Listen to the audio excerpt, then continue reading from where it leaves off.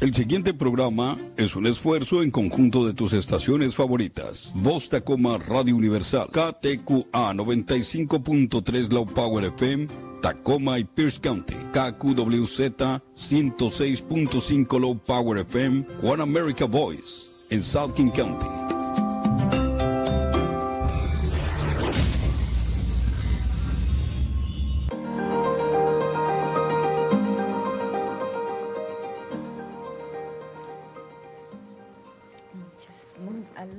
This way or more this way. Oh. Good morning. Good morning, Pastor Dennis. Good morning. Good morning, Tacoma. And a good morning to everyone that is listening to us here through VT Radio Universal. My name is Yazmin Ford, host of the show Siembra here in Tacoma, in the city of Tacoma, the city of destiny. We have a rainy morning. Finally, I don't know, it more feels like spring. Parece más primavera. It's like we skip winter. I have felt that this whole winter season has not feel like winter. It's been pretty warm. And we have not seen yet a day of snow, so little bit of shift and change in the weather.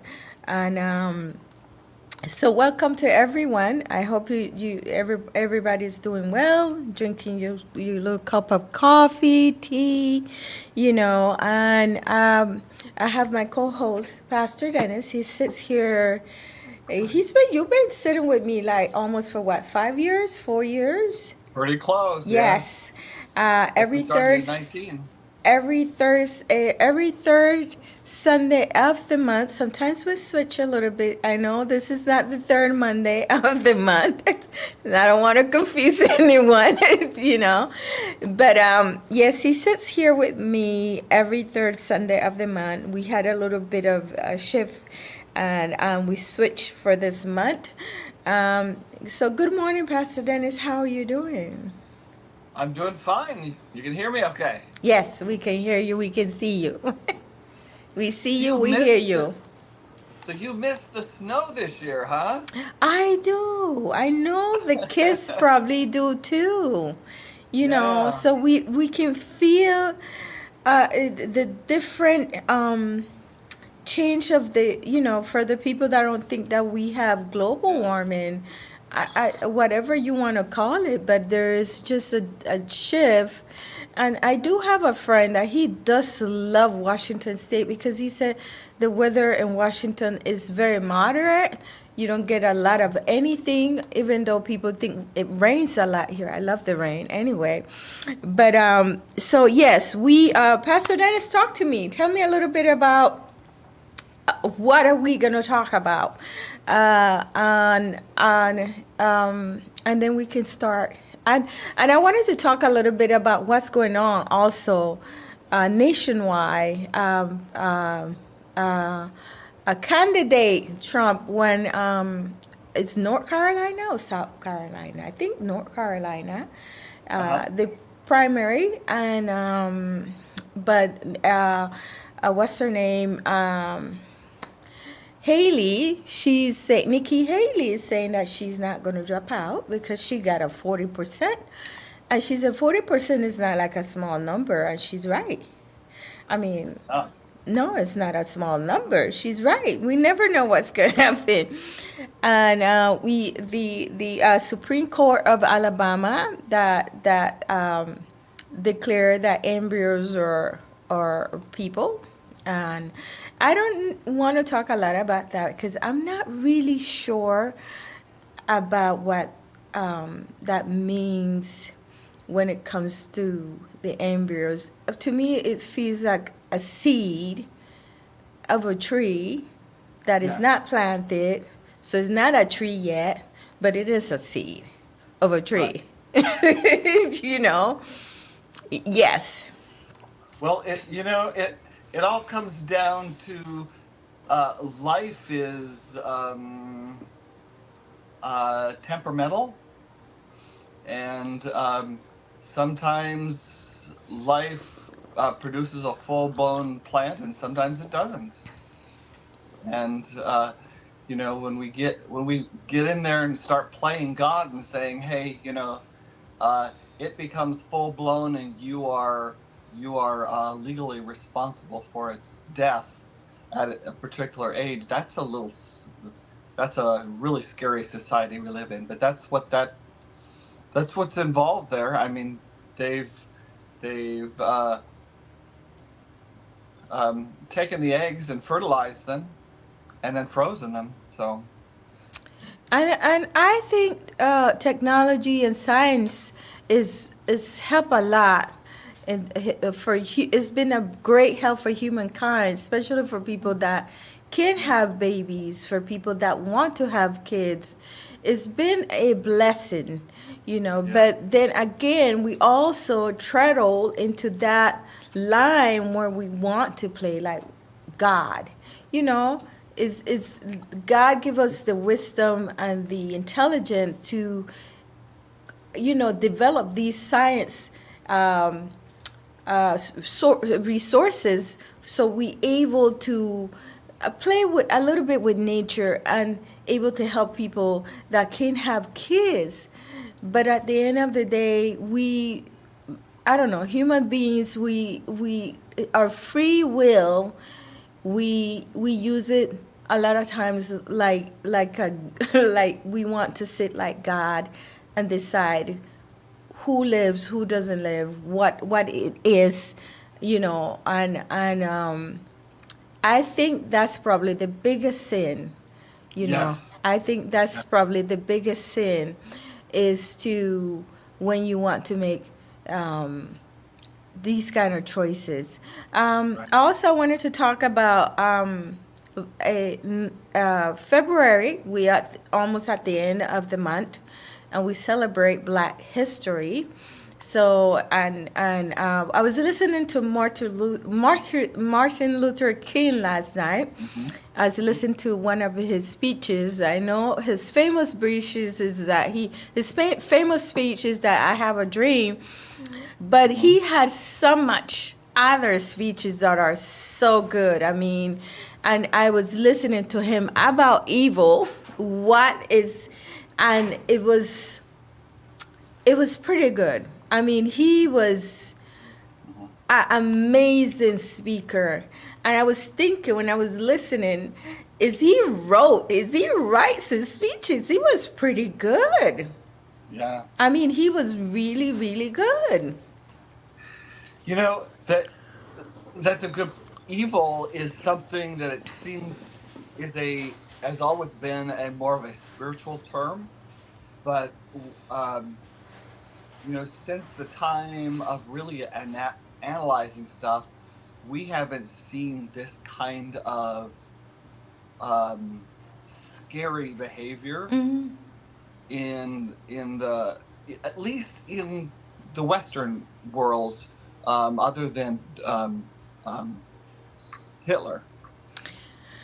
And it's we shy away from the term evil, but you know evil is when we can't explain behavior that fits into the DSM, um, the psychological problem category, but we can't. It just doesn't go away anyway.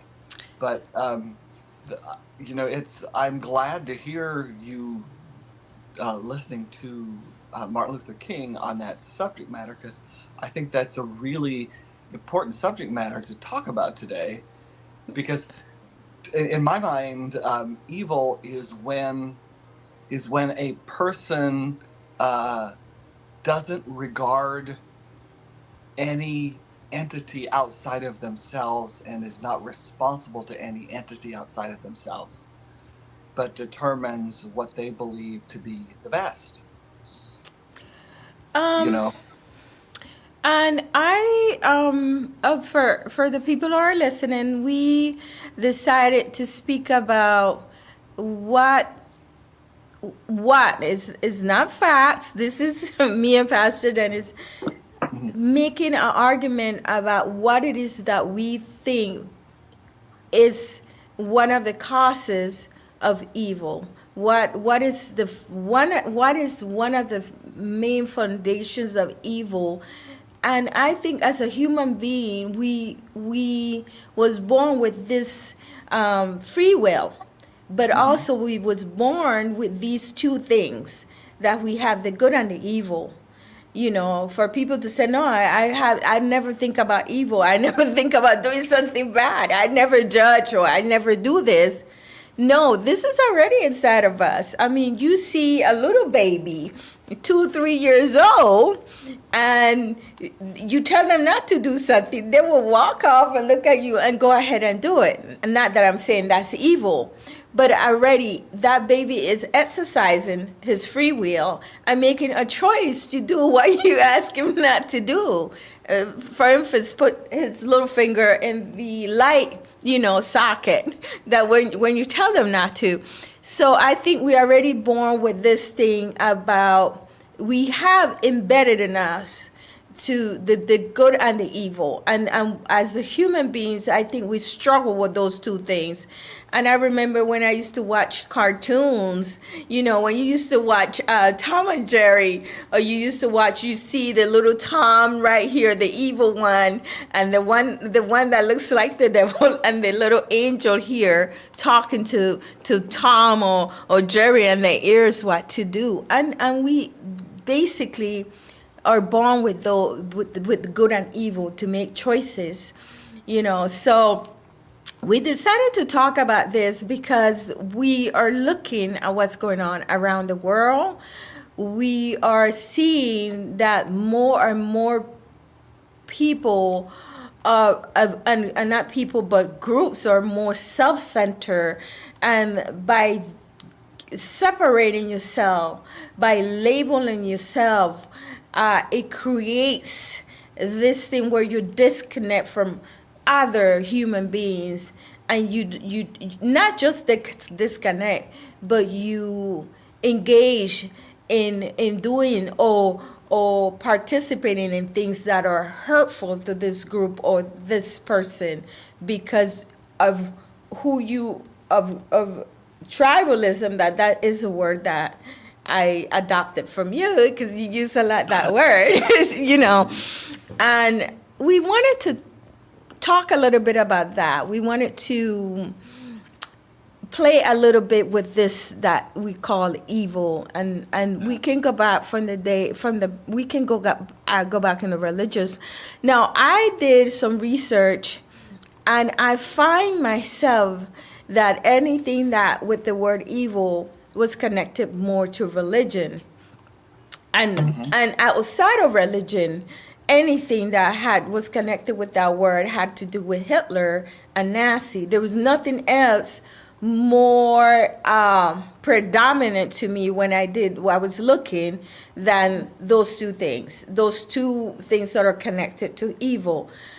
And I was thinking, because of what happened in Germany, that is like the biggest thing that you can use as an example of the evil. But there is other things that we see and hear every day that we don't consider evil, that it is evil.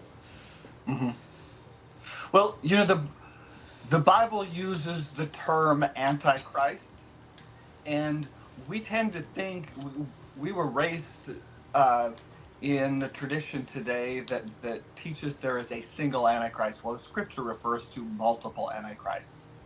And the Antichrist is kind of a term that's used for an evil dictatorship, but I think we need to separate the evil to start from bad or wrong or those type of references. Mm-hmm. They all have a different center that they are evaluating.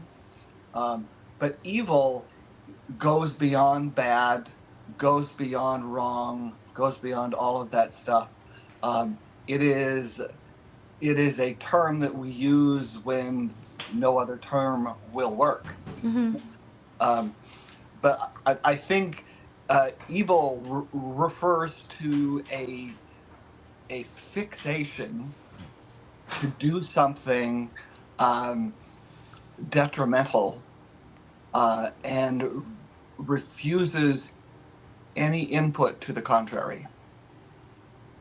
It doesn't matter what kind of evidence is provided, they are determined to do whatever that is. And the question today is, how does a person get there where they're that fixated on destruction and damage? And I know we have read different sources that try to explain that. I know one of the things that we hear a lot of today is humanizing other people. And if we can allow ourselves to dehumanize our opposition, then it's really easy for us to behave in an evil way towards them, because they're not, that we have no responsibility to them. And I was reading about evil. I didn't find a lot of things that is outside of religion, and they use Hitler and what happened, the Holocaust. But I don't know where I did find it. I'm trying to look here. I find one thing that I was kind of, to me, interesting. They said anything that has to do with controlling is evil. Anything that takes away your free will is evil. Anything that minimize your feelings and who you are is evil. Anything that has to do with manipulating people and controlling people and almost taking away your sense of who you are is evil. You know, and I was thinking about that because I think this is where everything starts.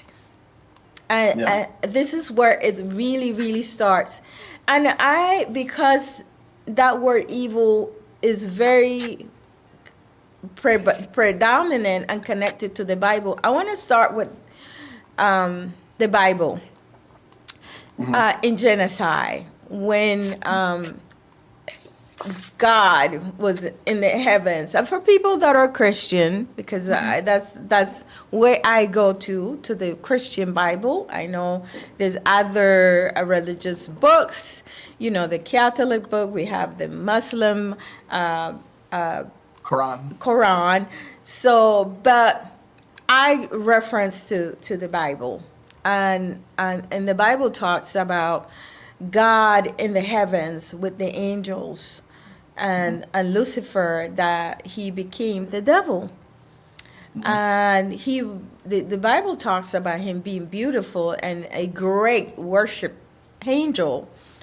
And I started to think about that last night, and I said, the way I believe the heavens was, the dynamic in the heavens, that everything was synchronized and everything works together as a union. Everybody had their function, but at the same time, it was a whole. And there was everybody works in unity. And I feel that Lucifer, according to the Bible, decided to create division. He decided to create division in the heavens. He decided to start talking to a group of angels, and it started with him. He looked at God and he said, well, Why is he God? Why is everybody has to listen to him? Why we have to worship him? Why is he all the knowing, all the powerful? We can do the same thing he does. And that started in his heart. And it not just started in his, then when it developed in his heart, his angels have heart, he started to put this in the universe and started to use this narrative among other angels. And that's how he started the vision, according to the Bible, in the heavens. And If I could correct you, according to theological tradition, that's not necessarily, the Bible doesn't necessarily say that, but yeah. yes, and I was thinking how it is that divide and conquer works. And that's a perfect example. He decided that he didn't have to work in communion and union with in the heavens, and he wanted to create his own group. And Well, the concept of evil starts with the story of Adam and Eve, where the there is the tree of the knowledge of good and evil. They're told not to eat of that fruit, and the serpent, which later becomes Lucifer, Satan, the devil, what have you. But anyway, this creature called the serpent tries to create division between mankind and God by saying there is a dark side of God, and if you eat of the tree of the knowledge of good and evil, you will become equal to him, and he won't have that power over you. So, so you know. well, I think it started in heaven. I think the way Lucifer came to be Lucifer and the way he came to be the snake is because he already practiced that in heaven, and he was thrown out of there with the angels that follow him. And now he was down here and he said, okay, I'm going to use that with mankind too. But I think the real division started in, according to the Bible, in heaven. And then when he was down here, he said, okay, it worked up there. Let's try it down here with humankind, with the couple. But the reason we're talking about this is because we are going into what we think is the cause of evil, and is creating separation, is labeling people. It is division. The reason I start with the Garden of Eden is because a lot of us don't believe that the devil, as we were taught, is real. That it is that the devil is a theological construct, where we take the concept of evil and we make it human. Yeah.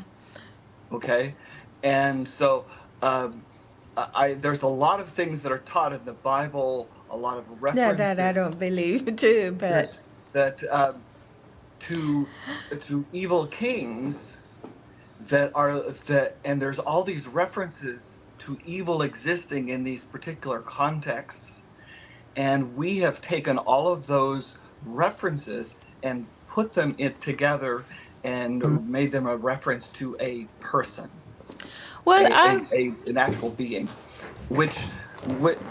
and with the problem is that every time those references are mentioned, there is a different name given to that person that participates in evil. So we have to take all those references to different names and make them one entity, and we have no basis in which to do that.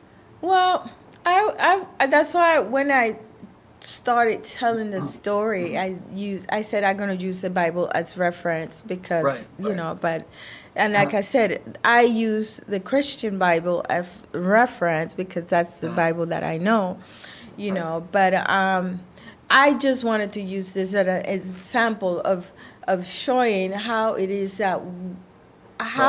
that by creating a group and separating people and labeling people by gender, by culture, by race, by place where you were born, that is where I think is the seed, where you start to see where things that are perpetrated to human beings become other human beings become disconnected because they said that those people are not part of my tribe. And I was listening I listened to the pastor Greg Boy. That was really, really good sermon. And he spoke about that. Once we get into us and them, that's the ultimate evil, Right. And I think I want to say, for me and you doing this, you and I doing this show, I always like to mention that we are a human race. We are a human race. And when we start to think that way, there's certain things that you just cannot allow, or you cannot just not say something about it, So I also want to reference in the Bible, Christian Bible, about Peter. The Bible showed Peter, I don't want to say flaw, because he was a human being. And I think when we think of the different disciples and characters in the Bible, we want to think that all of them was perfect and like saint-like. And they weren't. They were just human beings struggling. So Peter, it shows a lot of his characteristic and a lot of his personality. And I remember, and then we have Paul, right? And I was thinking what happened with Paul and Peter when Peter was going back and forth with the Jewish community, and also with the how do they call the people that wasn't Jewish in the Bible? I can't remember. Oh my God. The Gentiles? Gentiles. Okay. And I don't know if you remember that story where Paul had to call him out and said, why are you this here? And then when you with these people, and then why are you this here when you with them? Right. He called him out and said, what? We came here to preach the gospel of Jesus Christ, and we came to bring unity. We didn't came to have that separatism that Jesus was trying to bring people, and he called him out. And even when Jesus was, they took him and he was hauled up to get crucified, and he was walking around the people, and a lady, somebody said, you used to hang out with Jesus. You hang out with him. You one of them. And he said, no, I'm not. Yeah. And you can see the human, because the human side of him that I actually love, but he was wrestling with these things. He was really wrestling with these things that, I don't want to be part of that, right. And then he was speaking against the Gentiles with the Jew, or preaching, and I don't want to say the story because I didn't read the story again, but I remember the story. Right. And as human beings, at one point, we have to define ourselves. We have to. As human beings, we have to take away that wall of that veil where it tells me that I'm an Afro Latina woman and you are a Scandinavian man, white man, and that there's no way that we can disagree, but still work together for the good of humankind, you know. Right. And Well, yes, Pastor Dennis. okay.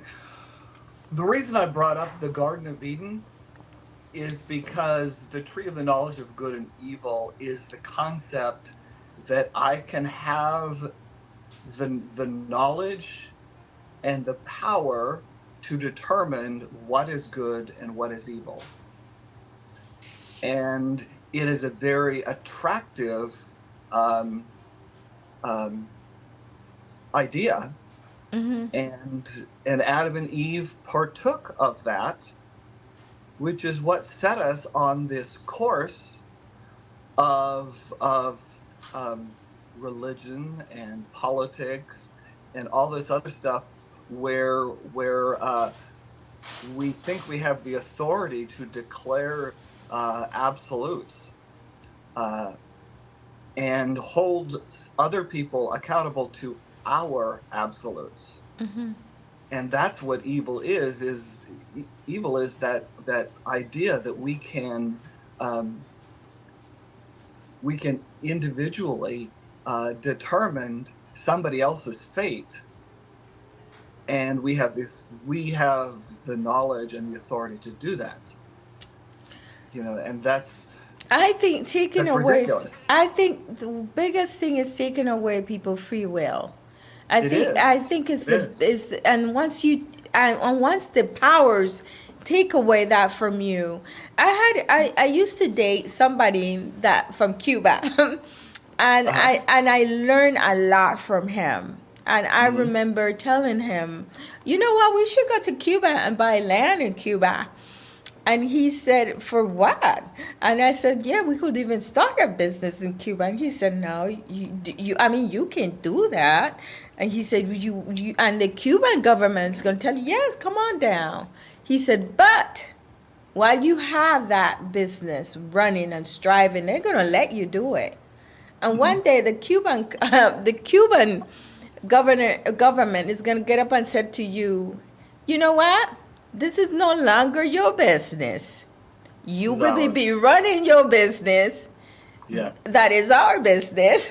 And we would take the whole of the money, the gross of the money, and out of that gross, we will give you something for you can live out.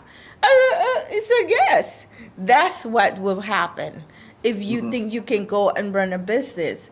And for more than 60 years, Cuba has been, he said something to me, and that's why I mention it. He said the Cubans in Cuba, the saying is that they got the mediocre and sleeping dust thrown over the entire island of Cuba.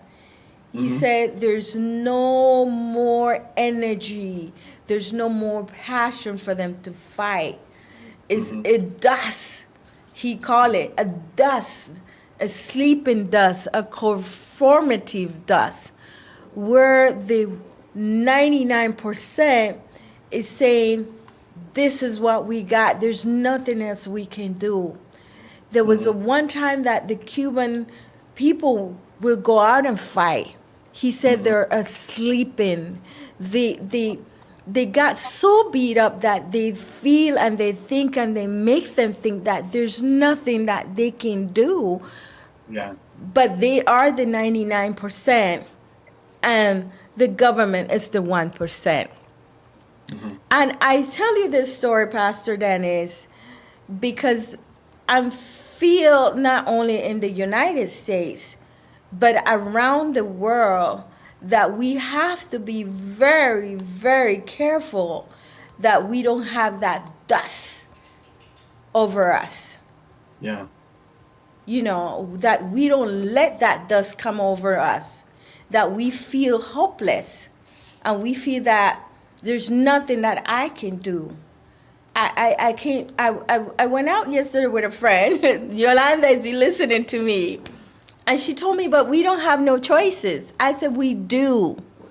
They want us to think that we don't have a choice, but we do. We are 99. We are more than the 1%. But once you go into you let that dust go all over the country, people feel hopeless and like they can't do anything. And this is where we get that when even and people start saying, well, there's no point for me to vote. There's no point for me to be part of the process because even me participating, there's no change. And one of the things that I think change come with, it's not easy. My nephew that he is brilliant, is he's listening to me in Panama, Michael, he said, you know what, he told me one day that I love what he said. He said, Auntie, you are like the point of the, of how do you call the point of the spear? You are the point. You are the one that did the initial contact to that surface. And once you did the initial contact and you open the little hole, for us it's easier to go into that same hole and start opening. And I was amazed for him to tell me this, but I'm thinking that we have to, and I think the United States is not there yet. I think one part of the United States is still passionate, not for the right reason, and that's me personally, because everybody has the idea of what they think is right too. No, let me take that back. Right is right. You know, killing people is not right. I don't care how you put it. You know, but in a minute we're going in that subject. But what I'm saying is that we have to be very careful that we don't, by complicity, by not talking, we become part of that evilness. That is a word. I don't know if that's a word or not. You know, so, and I think Paul calling out Peter and checking him was like, I want to make sure that you don't get into that and think that's going to be the norm, because we came here to bring people together. We came here to make sure Jesus, he was incredible. He walked with the people, with the prostitutes. He engaged with the lowest of the lowest people. And because he wanted to teach us, you know, he wanted us to see people and see them, not, you know, not label them, you know. So I know I'm talking a lot, Pastor Dennis. Yes. I agree. The whole what you see in Cuba is the consequence of evil. That's what happens when people are able to establish their dictatorship, their absolute control, and not allow dissent. That I'm not, other than in the South with minorities, I'm not sure that for the Caucasians that has ever existed in this country. It has for the minorities, and that was part of the slavery and Jim Crow era, that they were to shut up and fall into line. But I think today that part of society has is really active and has been brainstorming. I think the reason we've seen the change we've had is because that element of society has transformed us with strategic thinking. And I think strategic thinking has been the most effective vehicle of change, but we need to continue to use that method of change to strategically deal with the systemic problems that empower evil the way they do. The biggest problem I see with evil today is we have allowed ourselves to believe that a group is evil, and we don't have the ability to challenge that notion. We have no will to challenge that notion. But religion has played a huge role in where we are today, and both contributing to society and damaging society. And I don't want to sell the idea that religion has contributed, but our biggest problems right now are where religion has created the problem. And that is in the area of a preacher being able to stand up and declare a specific group or a specific person to be evil, and the people in the pew have learned to just say yes sir and follow suit, instead of critically thinking about it. I don't. The difference between us and Cuba is, I think in Cuba, they lost the will to think. Here, I think we volunteered it up. We gave it away. I think when you say was the consequence of dictatorship, it is. But how it started in Cuba is that Fidel Castro saw the disparity in Cuba. He saw the split, the island was split in rich people and then in poor people. And he used that in his advantage.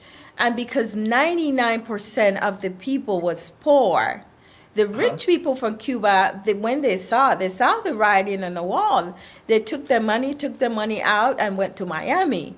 But the poor people believe what he said. Right. They believe him, And the problem was not that they believed him, but that once they gave him the authority, he reneged on his promise in the first place, and that was to let them have input and to change things for them. He became the uber rich, and he kept the system they had. He just became the decider instead of letting the people be part of it.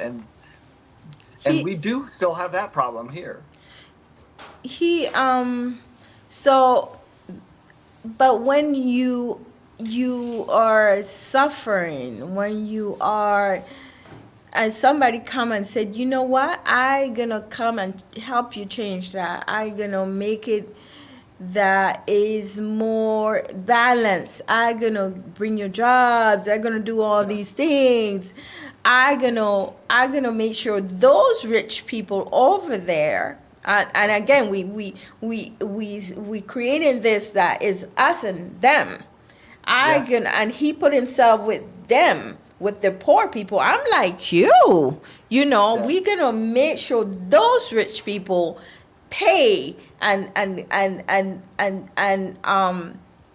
everything is more equity and everything is more balanced. So he created this us and them, and he actually succeed in that because they said okay. So again, But the problem is he may have addressed them, but he didn't change the paradigm of us and them. Because for him to succeed in making things more equitable, he had to erase that line between us and them, and everything be us. well, no, for him, when they left, he became the them himself. yes, but and we are right now in a point in this country that we can see that clearly too. We can see that the powers, the big, telling them, oh, no, no, no, I am me and you. My fight, the fight that I'm having is your fight. No, it's not. I didn't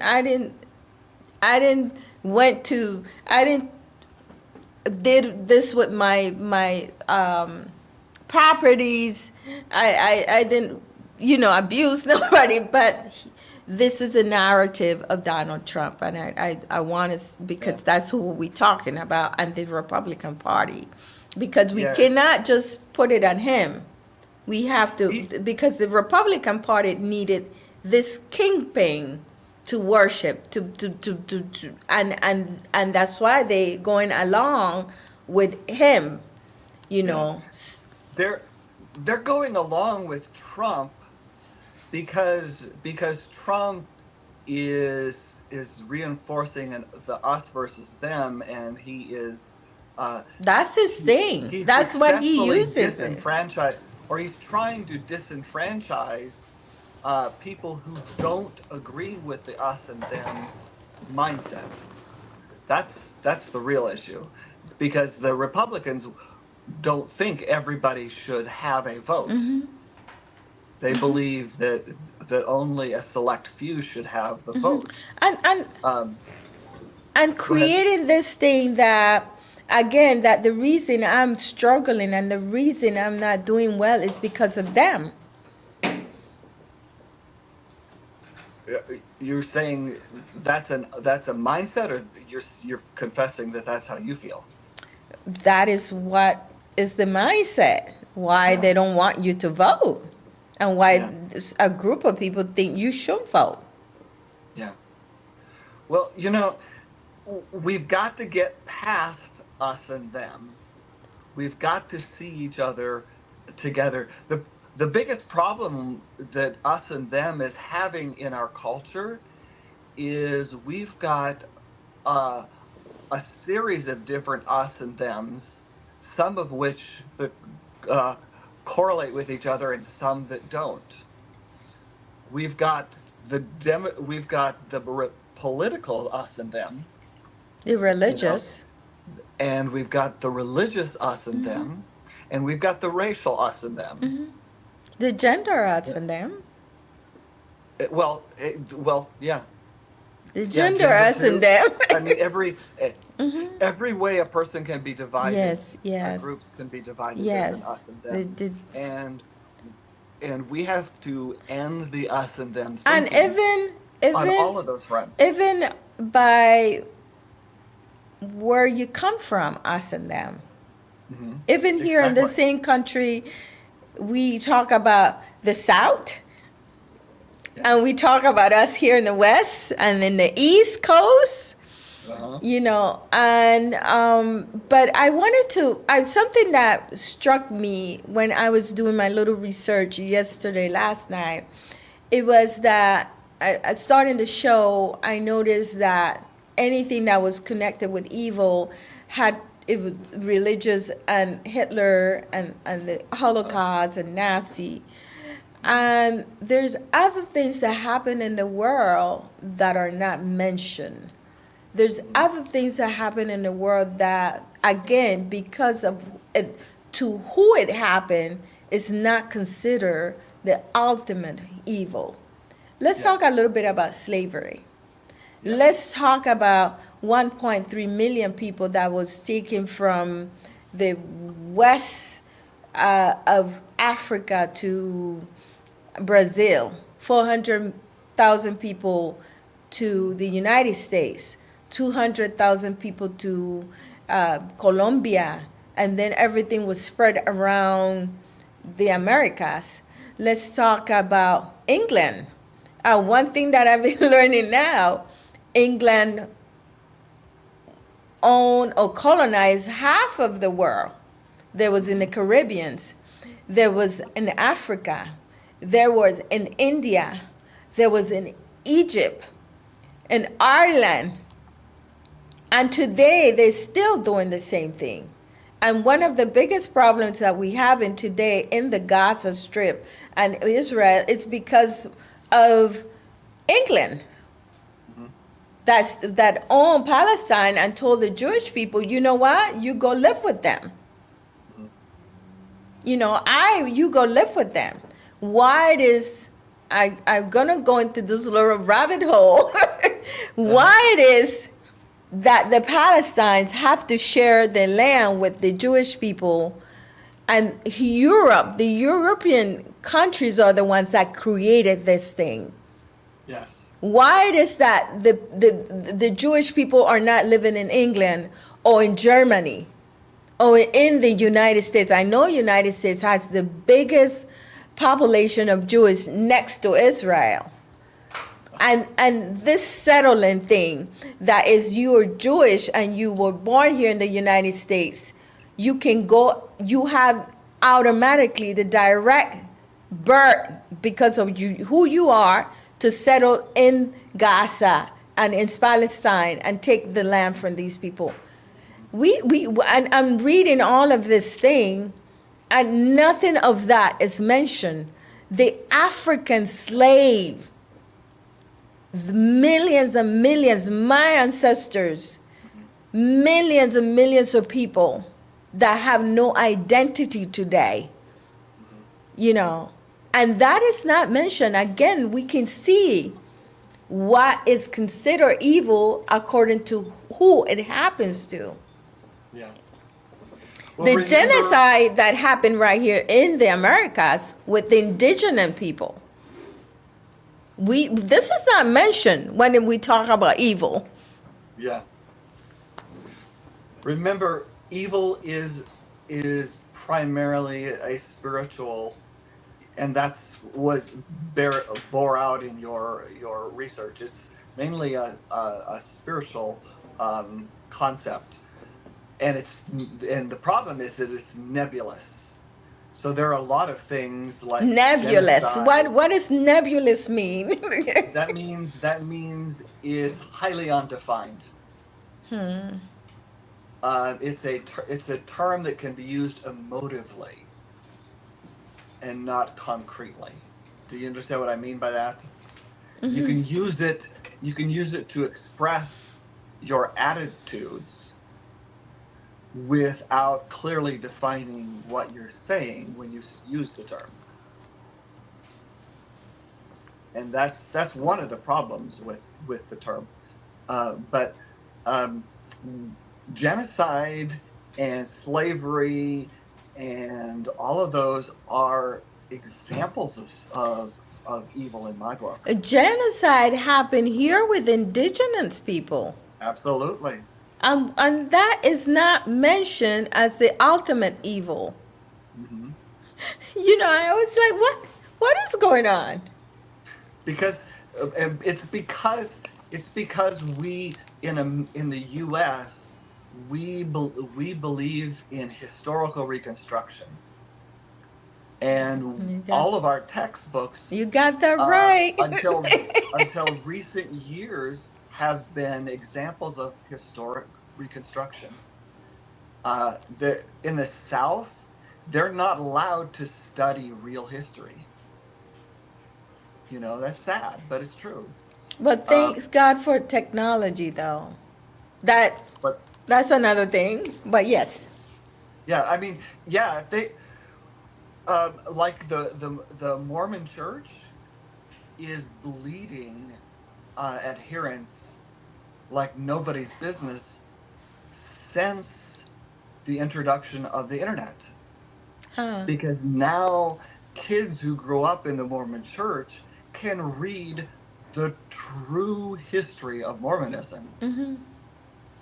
and they're walking away in huge numbers. And the Mormon Church is freaking out over that, and they have become more mainstream Mm-hmm. as a result of it. Um, they're they no longer are polygamists, and they're no longer are isolationists. Um, they're a lot more mainstream than they used to be. And I You know, was thinking, you know what, sheltering people and really, how do you say this word? Taking knowledge and modifying it and manipulating it and feeding it to people the way you want to so they cannot exercise the creative, critical thinking is is probably one of the biggest evil too. exactly. You know. Yes, there is a serious lack of critical thinking in the U.S. Now, granted, we've made massive strides forward because of the numbers of people who have been taught how to think critically. But what we have right now, Trump Trump advocates for a society in which critical thinking is made illegal. He doesn't he doesn't support critical thinking, and he calls anyone who does critical thinking evil. But you know, I'm not defending Trump. This we talking about the Republican Party that have given that platform for him, allowing and giving that platform to do Yeah. that. You Right. know, But um, we still have because the of fight power. in we still have that same fight in the Democratic Party too. We have been we have racism is still systemic in our presuppositions of things. You know, we see that in Palestine, that racism is systemically part of our thinking, um, and it's a reality. And, Unfortunately, it needs to change, and, and we and need to challenge it. And we need to keep pushing and finding ways to challenge it and make it uncomfortable to stick with that racist foreign and policy and me going perspective.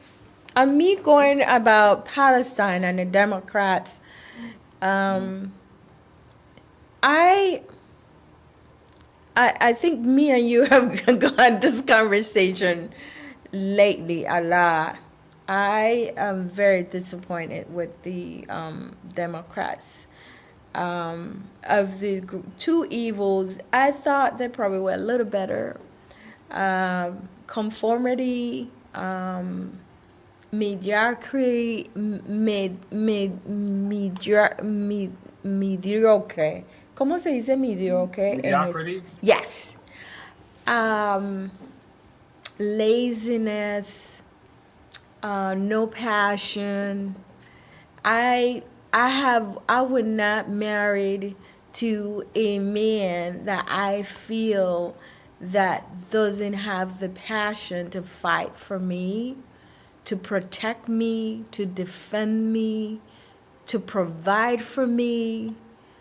And that's how I feel the Democrats are Yeah. today. I and But from remember you came to the U.S. Knowing, or at least learning after you got here, that we didn't have the passion to stand up for you.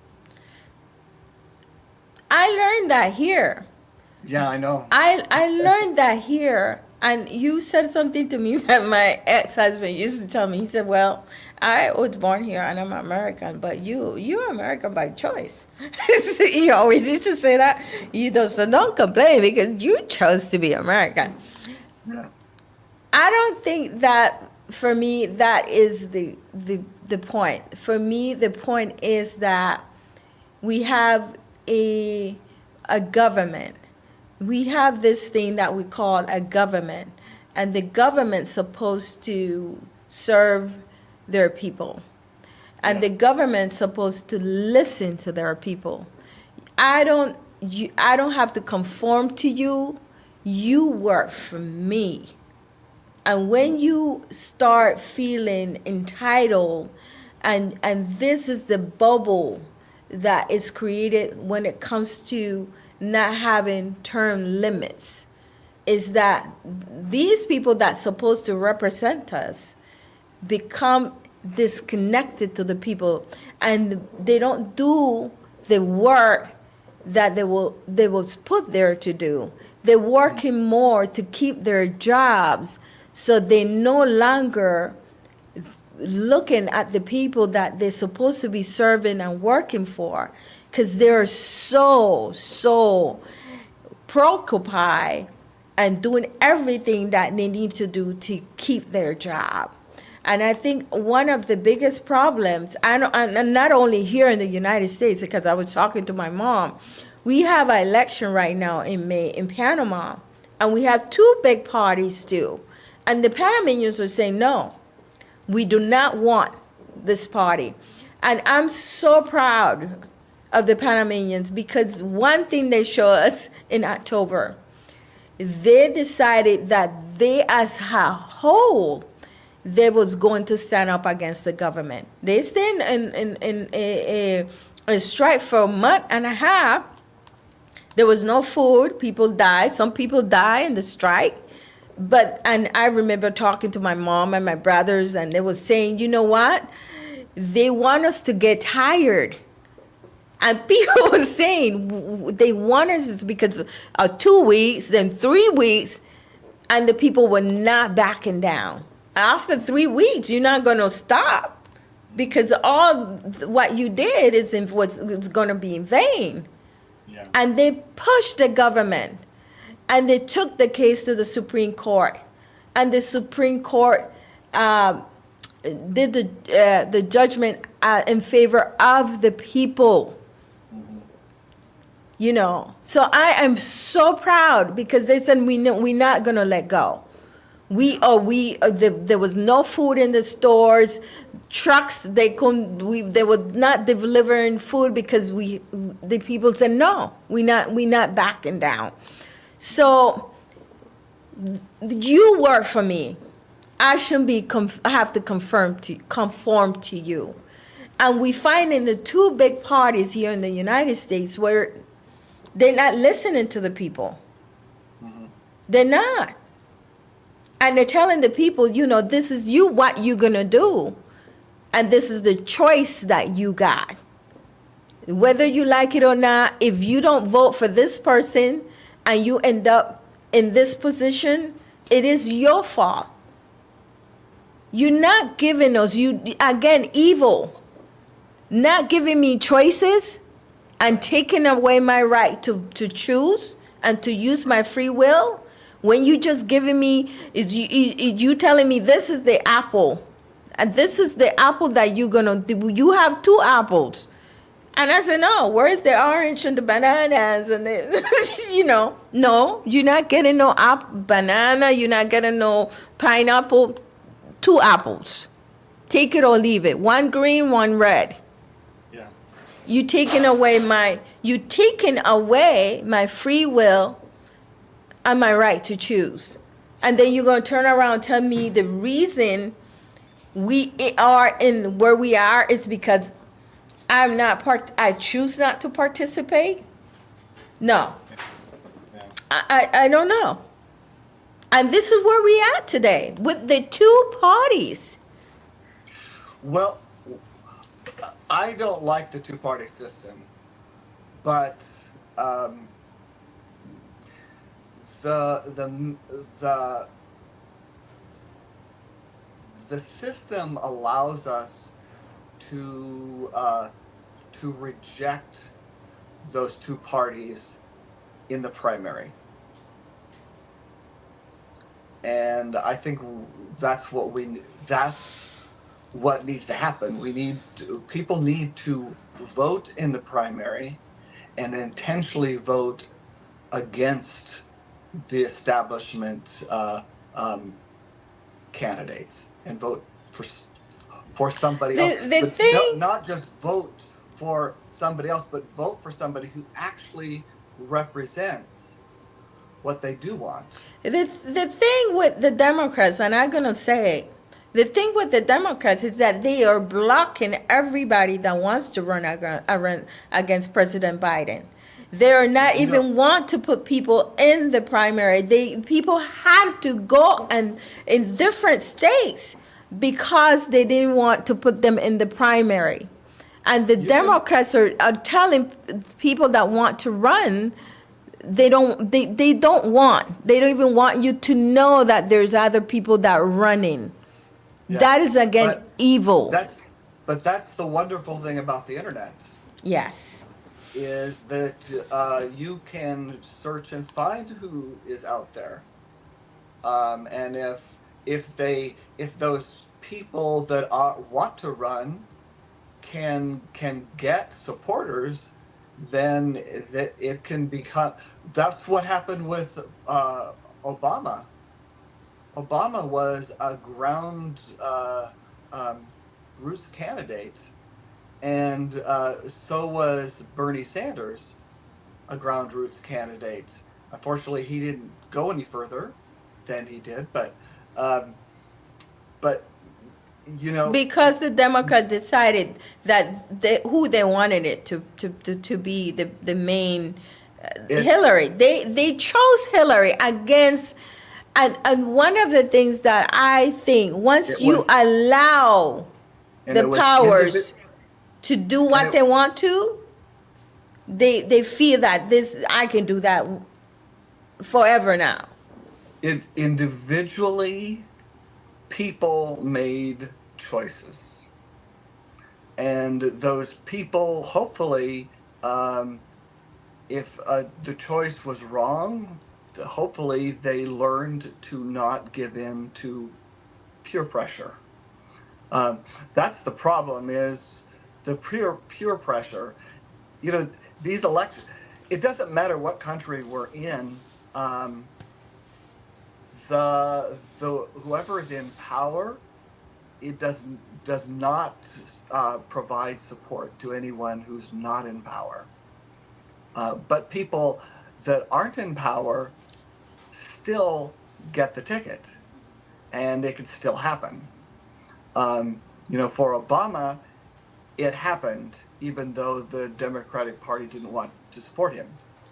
I don't remember that, but and with Sanders, he didn't. I think Obama was always popular. Maybe his second term, he wasn't as popular as he was the first term. But I wanted to talk about what's going on in Gaza and in Palestine. Mm-hmm. I want to talk a little bit, because as we're going to talk about evil, we have to talk about this. Yeah. We have to.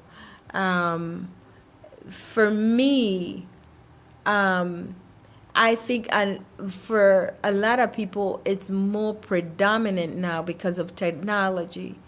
I think when the Holocaust happened, a lot of times, and I didn't live in that time, but I'm thinking because the radio was there, but I think a lot of people didn't know in other countries the extent of what was happening, because we didn't have the kind of technology that we have today. Watching what's going on, streaming live, seeing it every day, 4 months and 30,000 people dead, the Gaza Strip gone, hospitals, churches, everything gone. for me, again, by choice, being an American citizen, is heartbreaking, because I'm thinking there's other countries that decided that they're not going to say anything, and that's still complicit.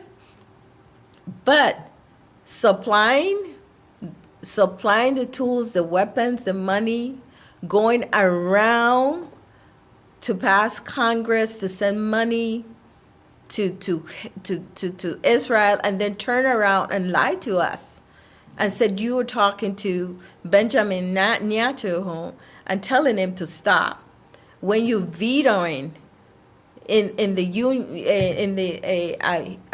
UN Assembly for and then turning around and giving him more money and doing all the things around to continue. That to me is evil.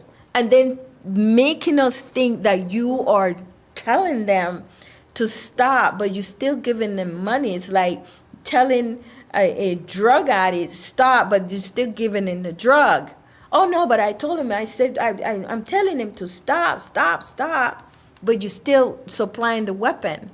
You vetoing, you stopping stuff for them not to get help. Mm-hmm. That, to me, is the ultimate. To see in 4 months, 30,000 people dead. Mm-hmm. And I was listening to NPR, and I don't know if it's true. I just gonna throw my little stuff that Ukraine said that they had 31,000 soldiers dead, and that they thousands of people dead in 2 years. They can't give you the numbers. Mm-hmm. I look up and it says 5,000 people dead in 2 years in Ukraine, and we have 30,000 people dead in 4 months. Why? Because the United States is not only complicit, the United States is participating.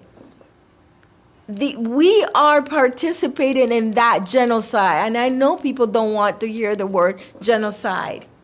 It's genocide when it happened to the Jewish people, but it's not genocide when it came to slavery. It's not genocide when they killed the indigenous people. And this is what we call evil. And this is what we call division. Some people life has more value than other people's life. We can't know.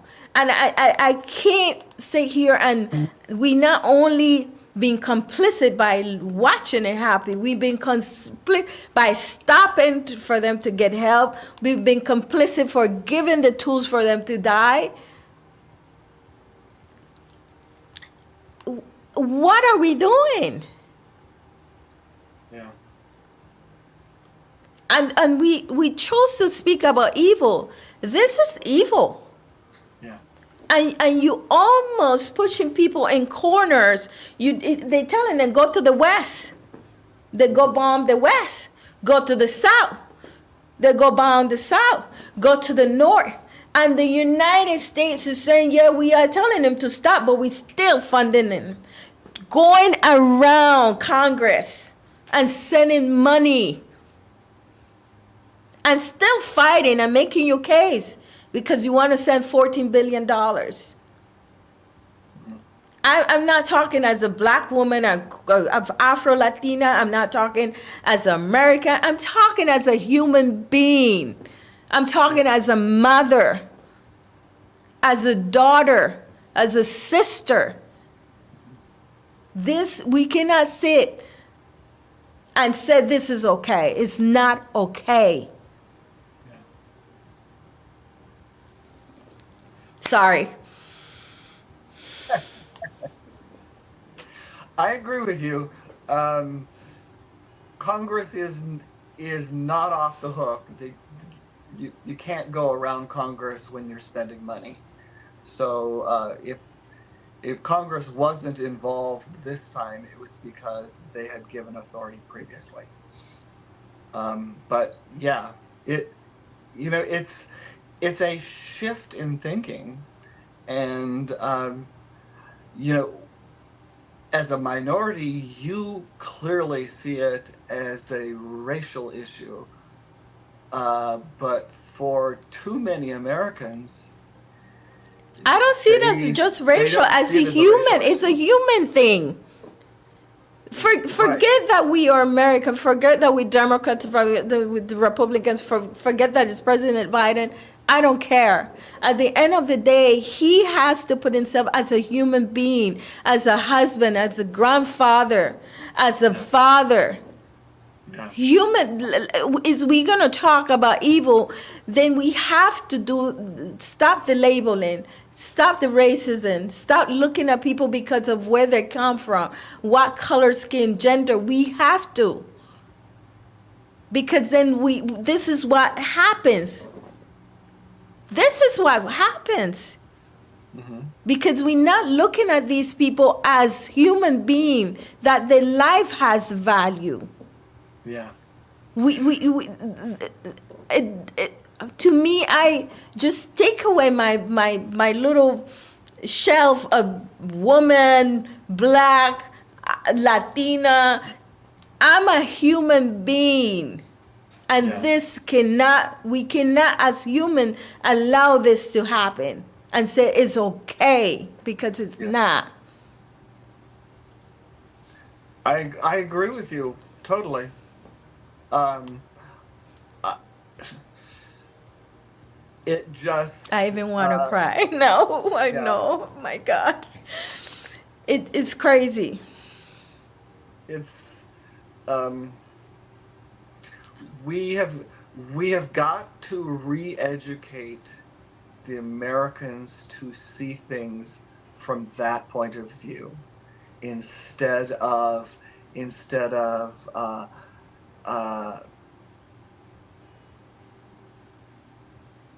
the right to retaliate because their sovereignty, Israel's sovereignty, was threatened at one point in history. But that unfortunately, that point of Israel's sovereignty being threatened is bigger in too many Americans' minds than the genocide that Israel's perpetrating on the Palestinians. And until we The genocide that Israel and the United States is perpetrating on the Palestinians. We got to start putting that together. Yeah. Because it's happening because of the United States too. Yeah. It's crazy. Yeah. And I'm afraid the investigation is going to reveal that, and we shouldn't have to be dependent on an investigation to be able to renege on that. You can't see it. That's ridiculous, but that's what it is. You can see it, and I told this story about Cuba because I thought about that. We can't let that dust go over us. We can't. One thing that I remember President Obama said: "If you want me to do something as a president, make me." He said that. He said that when? When he was president, that we gotta push politicians. We gotta push them. That's what he was saying. President President Obama. President Obama. Interpreted as that. Yes. Okay. So a lot of times we as a whole. Yeah. I mean, 70% of people think, 80% of people think, and they asking the government, the American government, Biden, to stop, to call for a ceasefire. Yeah. He's not listening to us. Yeah. He's not listening to us. Fortunately, the Democrats are not listening to us. Well, some of them are. The only person that I see talking a little bit and carefully, very carefully, is Bernie. He's trying to. The problem is not about the problem is larger than politicians listening to us. The problem is that we've got a divided nation that believes that um, doing what you suggest doing is anti-Semitic, and we've got to change that narrative and realize that humans uh, cannot be the death of humans can't be justified because of a racial issue. And I have to You know, disagree with you, Pastor Dennis. You said because of we divided. No, 80% of people telling him to call a ceasefire. So that's the majority of the people. 80% of people telling him call ceasefire. So it's not divided. 20% people said, oh, okay, Israel has a right to defend itself. But the other 80 saying this is awful. We can't do this. okay, it's important to realize that statistics um, are notoriously misleading. Um, you can you can you can you can ask a question a particular way and get a huge difference. You can ask the very same question in two different ways and get a massively different answer from the people who asked the question. Um, it's important to understand what statistics are, how they're gathered, and how to use them responsibly. And unfortunately, we have a lot of statistical companies out there that use statistics irresponsibly. Well, And at so this they don't point, tell us the real picture of what we're dealing with. The reality is we have we have people out there that are protesting on both sides of the issue, and we have how many university presidents that about have three. been dethroned because they supported um, the humanity of the Palestinians. They even supported that. They just allowed the kids to go out and protest, and because they was doing it to say something what's going on, the Republicans said, you can allow that to pass. And not the only the Republicans, Hillary Clinton and Columbia University, she's saying the same thing. We can allow the students to do that. Yeah, It's but just you taking away my free speech. You right, you telling me I can't but voice but and for say you're doing this Congress, wrong? but for Congress and for the the general public, having the free speech um, is anti-Semitic. And that is a So very small. That is because they are it getting doesn't paid even it. by the Ooh, lobbyists of Israel. That is yeah. the reality. This has to do with money. Oh, you know, I'm not sure how many of the lobbyists. Israel's divided on this. Israel has a huge element that supports Palestine. Um, the problem is they they have they don't know how to remove Netanyahu. They don't know Um, how to, or they don't want to. well, They don't want to. it's it's They it's have gone to other places and removed the leaders. They don't yes they want to. yes Don't say they yes don't know how to. They don't want to. but there's two issues that the people of Israel are facing. Number one is the perception that the whole um, Islamic world wants to bury them at first opportunity. Perception. It is a perception. Perception, but it's a very real perception. in their world, in their context, and the issue of genocide. So they don't want genocide, but we we may not, even in the U.S., we may not want genocide. We don't like the embarrassment of Israel doing what they're doing, but that doesn't mean that we don't have a huge cross section of Americans that still support Israel. They're just embarrassed by them, and a bad statistical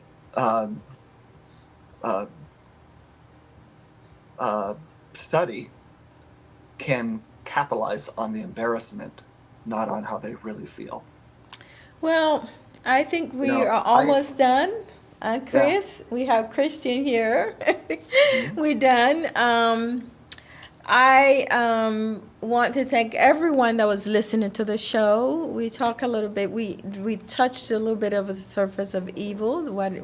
What causes us to allow certain things to happen to other human beings. Remember that you are part of the human race.